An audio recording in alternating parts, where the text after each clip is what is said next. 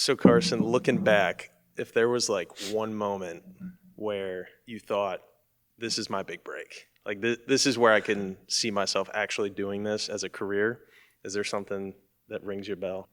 Look, we've talked, and I don't know if I want to do it as a career, but back when I shot the Bengals training camp, I wouldn't necessarily call it a break, but I guess a turning point was, I took pictures of the Bengals camp. Joe Burrow, Jamar Chase, I don't know, tons of other players I can't think off the top of my head, Cam Taylor-Britt and others. I posted those pictures, actually, and T. Higgins was the cover photo. It was a one-handed catch. I took photos of those, and I hadn't posted in so long. I hadn't been very consistent, and I tried to get back into the game, and I posted them, and not even a day, thousands of likes rolled in. I had T. Higgins like the post, Cam Taylor-Britt DM'd me, commenting all the players saw it, and the fans the post hit over 6,000 likes total and over 100,000 views. So I would say that kind of brought me back into it. Whereas I don't know if I'm gonna do it as a career, but just knowing how many people see your work vibe. I didn't make any money off it, so it's hard to see how far it'd really take me. But that definitely was a big moment, and just all throughout college, I guess, shooting the games and getting the professional experience shows what the career looks like. You know what I mean? True. Yeah. I really don't know if I want to do it as a career, to be honest. That's my answer, yeah. Because, I'm 19 years old. So do I want to be a photographer and videographer my whole life? I don't know that, right? Mm-hmm. But having those cool little moments where you blow up over 100,000 views, whether you're shooting sports or cinematic reels of the school, that kind of keeps you in it. That keeps you motivated. I mean, yeah, it's tough, doing something you enjoy and not seeing where it could go, or more so, if you didn't have the views, would you still go back to it, is a tough question that even I have to ask myself. Right. And it's something that I think a lot of videographers and photographers go back to. So do you think if you didn't have the views that you'd still be doing this? That's a good question, and that's what a lot of people in the industry, whether you're big or small creator, do it for the love of the game. And people eventually say consistency, what you put in, is what you get out. Mm-hmm. And if you keep doing stuff with small views, you're not getting much engagement. It will pay off. But if I weren't getting the engagement I was, it would suck. But I mean, I love doing it. I love going out there. So I would still be doing it. I mean, I know my work's good. Mm-hmm. There's a reason those pictures blew up and my videos blew up. Not even an ego thing. I just getting the reassurance that I know my work's good and I know it can be better, but I'm going to get engagement, not because of the algorithm, just because I do different. I had multiple people DM me after the Bengals photos that I posted about my colors, because they look different than everyone else's. Not everyone, but I shot raw and changed a bunch of stuff. If you're changing your work process, people are bound to notice. It's hard when you're in more of a niche community. Sports is broad. If you're doing the real estate stuff, that's a lot harder to blow up. It's eventually going to catch up to you with the consistency. I mean, the engagement's going to show. Yeah. Speaking of real estate, I hate the stereotypical real estate social media stuff. So it's garbage. Yeah. But looking back at the Bengals camp specifically, since you mentioned that, what do you think you did differently aside from colors? Or I guess in general, what do you do differently that allowed you to gain so much traction? Just the way I go about my work. I know we talked about this, but when you're out shooting, you have to be willing to go up and meet people. Half the people that see my work I already know in person, because I've gone up to them. There's a guy, his name's Eli, I met 4 years ago at a Bengals training camp when I was running my Bengals fan page. After those pictures, he was one of the first people to DM me. Dude, your work's great. I watched you grow up. I was 15-year-old high school kid. And I think there's so much that goes into it. Like anyone can go take pictures and post them on their social media. Like it's so saturated nowadays, which isn't a bad thing. Kids are ambitious, but I think the way you carry yourself truly shows. Like if you've built a community, you have people are gonna support your post. You're gonna have the support already there, and then it's just gonna pile up. That's why people's work blows up, just the way they go about their work. I mean, there's so many things like outside of the work aspect, like the final product that goes into it and why people support. You know what I mean? Big time. Yeah, even Friday night, like when you got me the press pass on the court, talking to some of the guys on the sidelines, people that I never would have met beforehand. Absolutely. And they're chill dudes. Like they're down to talk. He was telling me he travels to UNLV, does all this stuff. And so like that's a potential connection that I could talk to on the pod. That was the guy with the gimbal? Mm-hmm.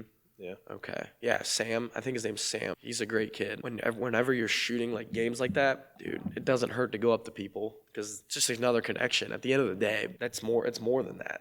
Sometimes, not all the time. You never know where it can lead you. Oh yeah. Yeah. Yeah, big time. You never know who you can meet. Connections are the biggest thing. Right. And so if someone listening to this outside of just trying to grow their connections and just having a conversation with somebody on the sidelines talking, what is another thing, just one thing that somebody can do today after listening to this that could jumpstart their career in sports or just allow them to take action and take the next step other than just like posting stuff? I would say just going out to games or whatever your passion is and just shooting, whether you're getting paid or not. At the end of the day, like if you want to break into an industry and you really love it, like you're going to have to do work for free. I mean, it's not all just handed to you. So that's one thing, and be professional. I know I'd already mentioned this, but don't be the guy in the corner with headphones on. Don't sit there with a beanie and a baggy hoodie on. Like, dress professional. Send professional emails, because once you get around to enough places and they know, like, this. I have an example. I was shooting a tournament. A dad asked me to come out and his daughter. High school basketball, like, showcase near here in Hamilton down the road. I went up to a huddle with my camera, and it was like a private showcase funded by like a guy who runs the McDonald's All-American. And he goes, "What are you doing filming the huddles? Like, who are you?" And I immediately, like, I apologized and explained myself and my work. And then he pulled me to the side like 10 minutes later. He goes, "No, you're good. This is a true story." He goes, "Look, man, I'm sorry I approached you that way. Like, you were very respectful about being in the huddle, like, and I shook his hand. I introduced myself, and he came back over. The head director of the camp came back over and said, "You're good. You can you can roam wherever you want."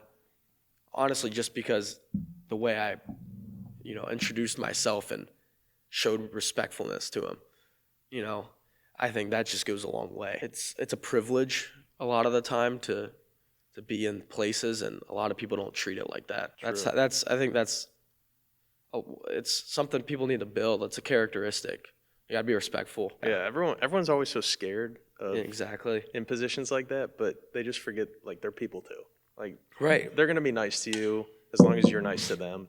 As long as you're not being a dick, they won't be a dick back. Yeah. But yeah, Yeah. I mean, that's a cool at story. the end of the day, they're all, like you said, we're all human. I mean, whether you're 20 years old or you're just breaking in, you're 15 years old with a camera. I mean, just show professionalism. Don't be scared, but don't be rude. It's just common courtesy. How can somebody effectively communicate their resume or their work to other people? Is there anything that you did specifically that separated you, or is there anything that you think you would do differently?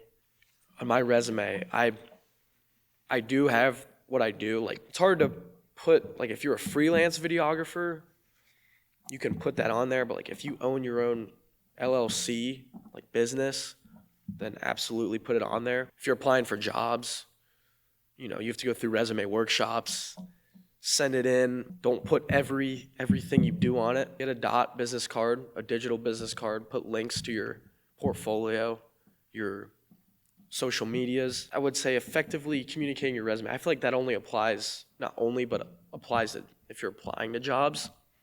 But always have a business card on you. I always keep a digital card on me. Because when you're out, whether you're shooting real estate, you're shooting, commercial business, sports, I mean, always have a card on you because people are going to ask. People don't ask for your resume or put a PDF of your resume on your business card. I mean, it's just a digital business card with a QR code. Yeah, I mean, I would say that's probably the best way I'd go about it. Unless you're applying to an athletics job, I truly wouldn't worry about the resume. Your resume doesn't have to be the greatest if you have good soft skills. If you can communicate and show that you're, like I said, a respectful, nice person, the resume is not the end of the world. It's not the deal breaker. So Yeah. The work's going to show. the work you know? is going to show, and truly, your resume is. When people ask me, I was going to go shoot this trip in LA this summer for these guys, a buddy of mine here at Miami, business trip in LA, but it's like a day in the life type of deal. He asked, do you have like a resume, a portfolio? I do have a portfolio. It's not really neat right now. It's more my graphic design work, but my resume is my Instagram. I mean, it has all my digital media work on there. If you want my business resume, you can go on my LinkedIn, and that's all my business work, but all my digital stuff it's on my Instagram. That's where I keep my business card. Not plugging them, but dot business cards. Go for Not it. sponsored. Not sponsored, but Maybe. Could yeah, be. could be. Dot business card. But so you're still in college, you're applying to other jobs and Correct. whatnot. So, I mean, on the topic of resumes, like in the sports industry specifically, as you're applying to jobs, I know you mentioned you almost applied to be on the Bengals media team this summer, or I guess this fall when they're in season, Right. other things like that. Is there one thing specifically that you do or you try to, I guess, communicate when you're applying? Like, do you follow up with people, like the director? Do you like obviously send your Instagram and things like that? Yeah.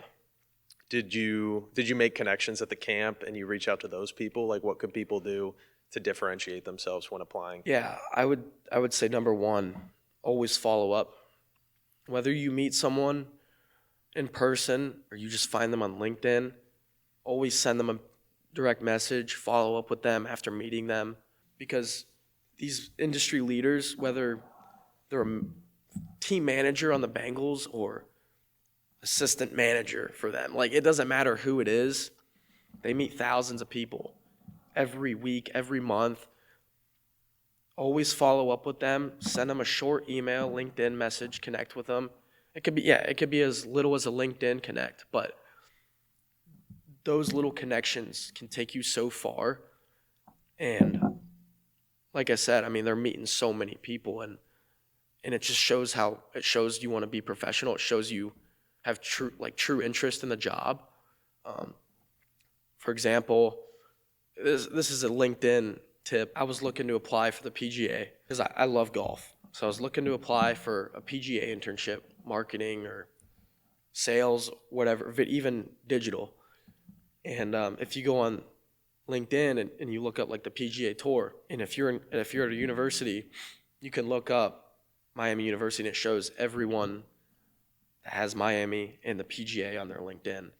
So I looked it up, and we had about like 20 alum working for the PGA or interning with them, whatever. If that's the case, shoot an alum a message and see where it can take you. It sets you apart from others because not everyone's going the extra step. A lot of people will meet you in person and that's it. They'll follow you on Instagram and they don't remember you. You don't show a true connection. There's really no emotional connection there. I mean, take the extra step, follow up with people, and show that you truly care, because that's what really matters at the end of the day. In my personal internship job interview, my interviewee said it was mostly just about soft skills. Whether you have the intellectual knowledge to take the job, if you have the soft skills and you show that you really care, you'll be fine. Mm-hmm. That's my best advice to anyone that's trying to break into any industry. Take the extra step, follow up on LinkedIn, and there you go. And the alumni thing is huge too. Miami and the Bengals have a partnership. There are so many Miami alums that work for the Bengals. It's crazy. So if you want to break into that, 100%. The only reason I'm not applying to them, at least for next season, is because their whole season runs from, you start in camp, you have OTAs, then you have fall camp, and then you're breaking in the season, and that's when is it spring or no, it's fall camp, yeah. And then you have September, the season starts. And being at school, going down every Sunday to the games, it's a sacrifice. I do film for the football team on Saturdays, and not having your Sunday too, being an hour away, living in Oxford, you got to drive down to the city. It's tough. I mean, that's an hour drive every Sunday, mostly at 1 p.m. too. But that's my best advice to anyone trying to break in. They got to be genuine about it too. Correct. Like reaching out. People are going to feel if you're being fake and you just Right. want to reach out for the job. So if you reach out, you should be genuine about it because people want to work with people that they like. It's the same thing with sales. Like people want to buy from people that they like. Exactly. Like, know, and trust. So you just got to be genuine about it. You got to have interest in them just as much as you want them to have interest in you because that could be your potential coworker and you don't want to start off on the wrong foot. Exactly. I think building trust is the biggest thing. And that's why not a lot of people do it. I'm a sophomore in college and I just started doing them. But coffee chats, meeting people in person, whether if you're a local and you want to meet someone that works with the Bengals, go get coffee, go meet them in person. Don't talk about business, talk about what you do in life, Yeah. Because that's how you build the connection, and that's how they see if you're really a good person. And then they know you're not just in it for the job. Yeah. Sometimes you are, but I mean, at the end of the day, you're building the connection that goes beyond business, and that's one of the things I value with my clients. I text a lot of my clients. Like, my guys check up on me. They wish me happy birthday. I wish them happy birthday. These are guys that I film for, or like parents. It's just genuine. It's more than business. That's really what it is. Even in real estate. I mean, you're saving people money. But you're helping people business wise. But you're also building connections that could go beyond for years. And it's insane that you're like mentioning coffee chats because I just started doing that within the last year. Really? So like the fact that you're a sophomore in college doing that is insane. Well, that's how over winter break, I texted an employer and a recruiter, and he got back to me within a few weeks. He was very busy. I met him here at a club, and we had an in-person coffee chat. Went really well. We got a lot closer. Now I have an interview coming up. So it's just little things like that. You never know where they're going to take you. And even if they don't land you the interview, they still build so many skills, communication, even critical thinking, general knowledge behind business and chatting with people, just social skills that everyone should have. Yeah. So. And everyone wants it so quick too. Like it's a long game. Like yeah, you gotta it truly is. build relationships. It truly is. It's all about relationships. Yeah. So if you were starting over from zero, like you're 18 or you're 16 or even younger than that, or maybe even older, if you want to break into the sports industry and you're like 30 and you've never had any experience in it, you're starting from zero, you got zero connections, zero experience. Okay.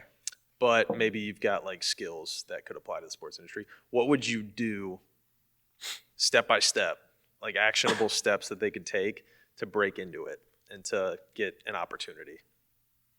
If I were starting from scratch, I would, like I said earlier, I wouldn't be afraid to do anything. I'd just go and shoot for free and meet as many people as you can. If you have the skill, people will notice your work. But people won't notice your work if you don't know anyone. You can't expect to post a video with 0 followers and to get 1 million views. Now, sometimes with the algorithm, that can happen. But if you're starting from scratch but you have natural raw talent, go out and meet people.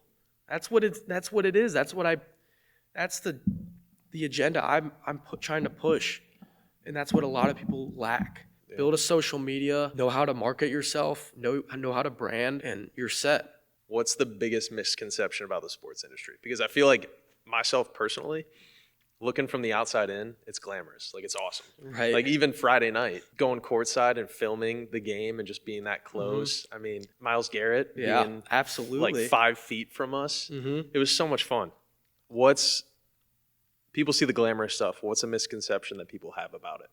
The biggest misconception people have about the sports industry, you said it's glamorous.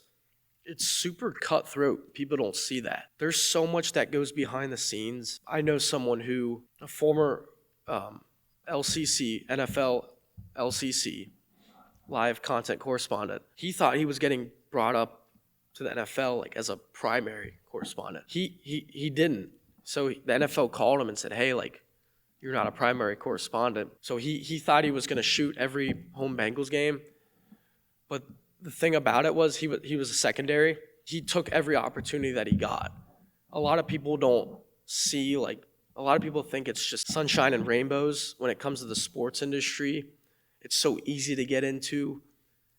There's so many people out there trying to get into this job, this industry. It's so saturated. People don't see that. Like, what goes behind the scenes at Miami football. It's a huge team that goes into this. Now, in the past, it hasn't been the most structured team.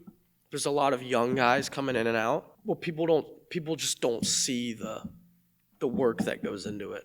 I don't know if that's a misconception, if people are just not oblivious, but they're not aware.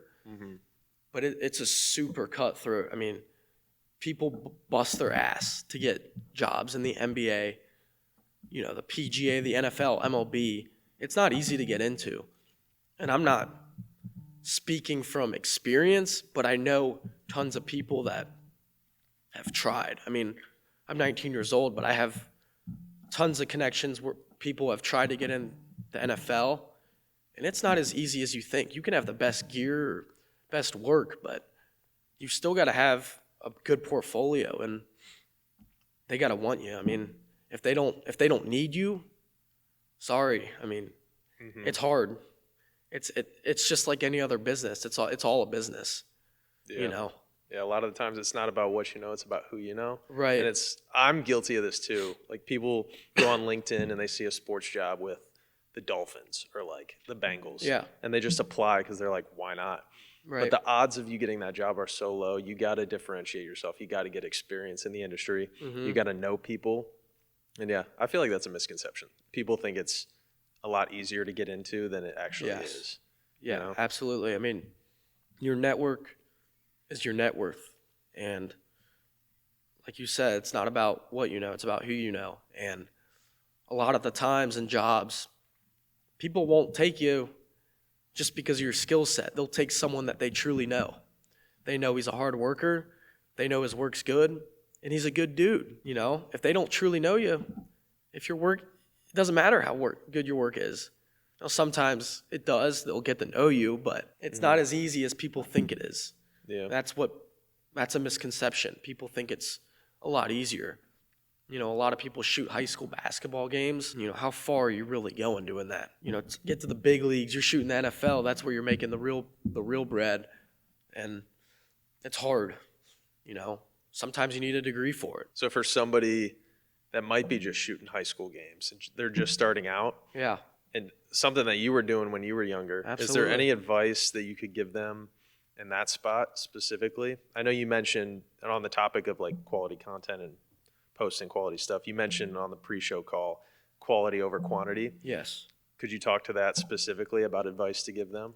Yeah, I would say quality over quantity. I mean, there's so many young creators, and I'm not even young, just cloud chasers. These people want to go to the games, whether you're in high school, college, and post right away. They want to be the first person to post so people can see their stuff. Because who doesn't love when you're the first guy to post and everyone likes your stuff and reshares it? But there's a guy that's putting in more work than you behind the scenes. He posts a day later, and it'll gain more viewers than your work, just because it's a higher quality. A lot of that goes unnoticed, and a lot of creators nowadays prioritize the quantity of posting. They want to post 2 times a day, multiple, 10 times a week, if sometimes, or whatever their schedule is. Quality over quantity every time. Unless you're posting iPhone content for, I know a lot of media companies, even the NFL and professional sports do this. They want to get short form reels out quick. Unless you're doing that, take your time on your work, put maximum effort into it if you have the time, and it'll show. I agree. Yeah. There was guys behind the scenes on Friday, like already editing stuff to try to get it out. And I'm sure that whatever you put out in like a week or so that you took time and put effort into and its quality, it's probably going to be better than them. And a lot of those guys on their computers after the game, some of them may have been shooting for AP Photo, Getty Images. They have to put the photos out quick. That's their job. A lot of people in their contract rule that they have to put these out a certain time after the game. But if you're out there just freelancing in high school, put some time into your work. You're young. You have a lot of growth and you have a high ceiling. Learn After Effects, learn Premiere, learn all the software. And once you master it, by the time you're in college, your work's going to be insane. A lot of people don't improve. It's the same consistent work each time. And sometimes it works, but it only gets you so far. That's why I've changed when I post my photos or video, I color grade differently than other people. Having a unique skill set, one of the best ways to get noticed as well. That's just how it is. A lot of people don't see that, so. Yeah. And those Getty guys and the guys that got to post, I'm sure that they've put in the experience, or they put in the work and they have the experience where they can do that and they can throw it out in 5 minutes and it'll be quality. Yep. But yeah, to your point, the guys that don't have as much experience and they're trying to get noticed by the NFL or the NBA, what have you. Yeah, you got to take the time, put quality stuff out there, because if it's not quality, they're not going to want to look at it. If you're out there shooting high school games, not for everyone, but a lot of people, at least in the community that I'm around, NFL, they're not even paying attention. A lot of them want media degrees, and they want a proven resume of, I've shot the college football playoff, I've shot March Madness, I've shot the Cincinnati Bearcats football season. I know a guy who went to Centerville High School. He did their graphic design. His work was really, really good. He now graphic designs for Cincinnati. He got a job on their media team. His work's insane. His name is Jaden. And he got hired he interned with the college football playoff. He got a return for his second year and did the college football playoff graphics and the Heisman ceremony. His work is insane. It looks completely, it's so unique. You can look at it and you can say, that's Jaden's work. It's so good. He'll likely land I think he interned with the Oklahoma City Thunder too last year. I think he did, because he put out a Shea MVP graphic, and it was sweet. Nice. But those are the guys that MLB, NBA, NFL look at. Not all high school guys. You got to take that next step. Okay. So from what he was doing, and honestly what you do too, what really drives engagement? What do you notice performs well?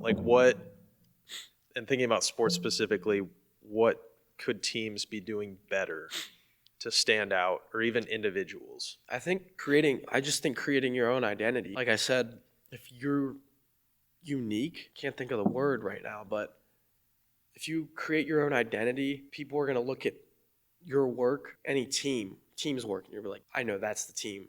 I know that's his work. I know that's her work. Your final product can't look like everyone else's. You can't stand out in a crowd. If you got to have it's almost a different mindset. You can take, tips and tricks from other people, because in the industry, everyone copies. Everyone pulls little aspects of other work, but at the end of the day, you can decipher what other people's work is. And I think that's the best way to stand out. And sure, nowadays, the short form content, the brain rot content, that's always a way to blow up and stand out. But, that's everywhere. That's on TikTok, that's Instagram, whatever, Twitter, X, Yeah, you got to build a personal brand. You have to build a brand. Separate yourself. Absolutely. And Miami right now, they've separated themselves. They're, 27-0? We're 27-0 right now. 27-0. Only undefeated team left in the NCAA. Team. What that's a hell of a story alone. What does Miami do to broadcast that better than other teams? Or what do they do behind the scenes to tell the story of that? Or just like social media in general, content in general, not just like the undefeated story. What are they doing differently, or what do you do behind the scenes? I think alone a MAC team that has made very minimal progress in the last few years. Last year we had a really good year, but I think just the story of a MAC school being 27-0 and the culture we've built here with Coach Steele and the group of guys that he's brought in, I think that itself is just a story. That's what people love. Now, what have we done as a brand? I mean, the athletic department, granted, we don't see success like this all the time. Our hockey team has seen a lot of success. Our football team's been to, I think, 3 consecutive MAC championships. But our basketball team being this good, packing Millett Hall, on a Tuesday night, Friday night, I think that is the story people love. I don't think it's more so the content is, because if any small school went 27-0, people are going to love that. People are going to eat it up. But I will say our team, the social media team and the people we have here are taking advantage of it. Even myself included. I mean, I'm going to every game. I'm putting out content. I think this is the time if you kind of want to feed off this, it's right in your hometown. It's right next door. We're 27-0. I mean, go film, put out some badass content. People are going to see it.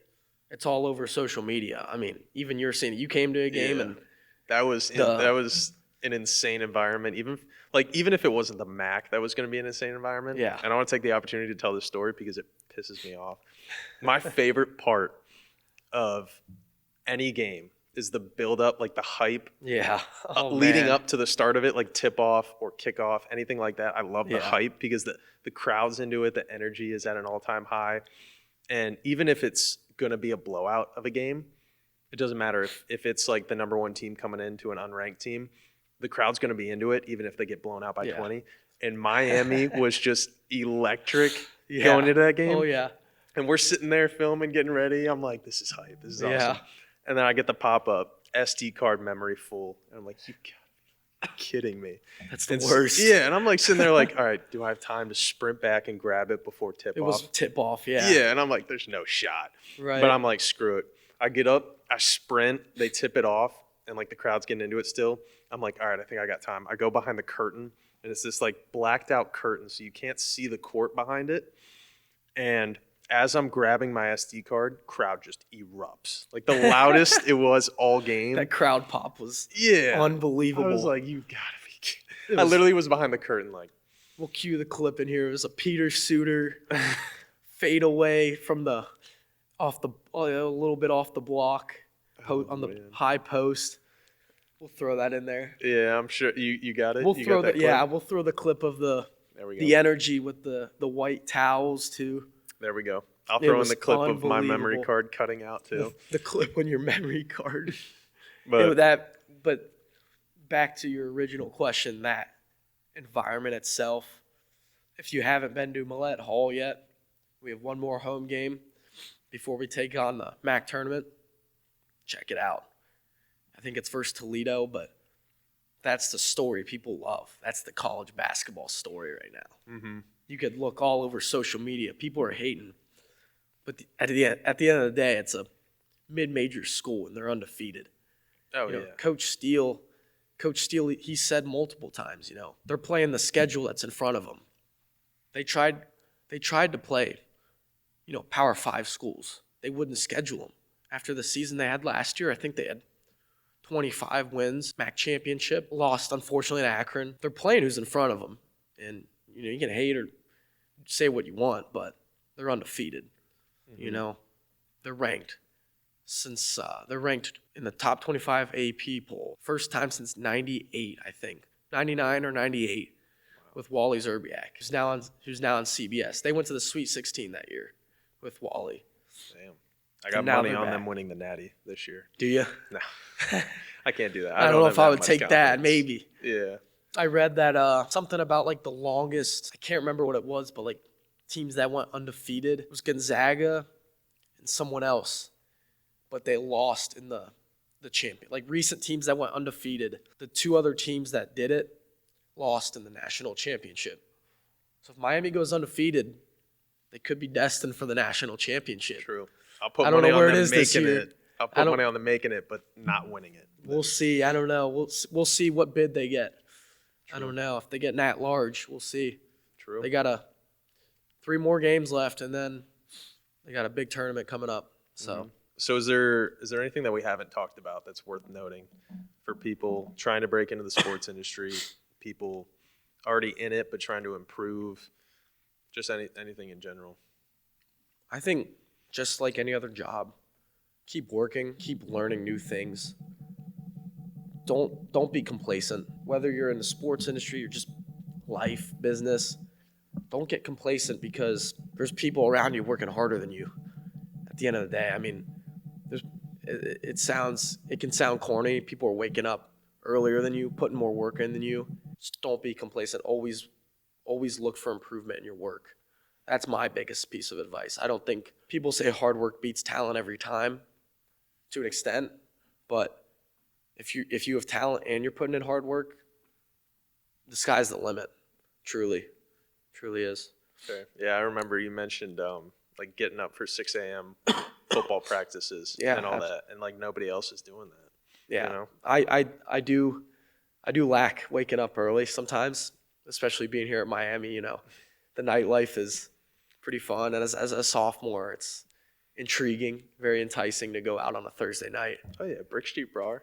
It gets Shout gets out rowdy. Brick Street, shout out Brick Street Bar, best bar in the nation. Last question: if you were to go to any school in general or to film specifically, Yeah, like if you were to be on the team, the sports team, at any school, which one would you choose and why? based off the scenery alone, I would have to go your place, University of Tennessee. There we go. Go Vols. Go Yeah. Vols. The football games, the nightlife, the scene there is, I don't think you can beat it. I think any SEC night game for football, if I had to shoot one, that's a tough question because I would maybe want to shoot March Madness, True. but like the Final Four. But if I had to choose a sport, football, like a night SEC game, ranked Tennessee versus like Alabama. Well, Carson, thanks so much for coming on, man. Thanks Pleasure. for having me. It's the start of something special, so hopefully Yeah. carry this on to other schools and kind of tell their story and get some good insight. True. So, Hopefully, I'll be at Texas A&M for Texas- a power intro if they're listening. Texas A&M, get them there.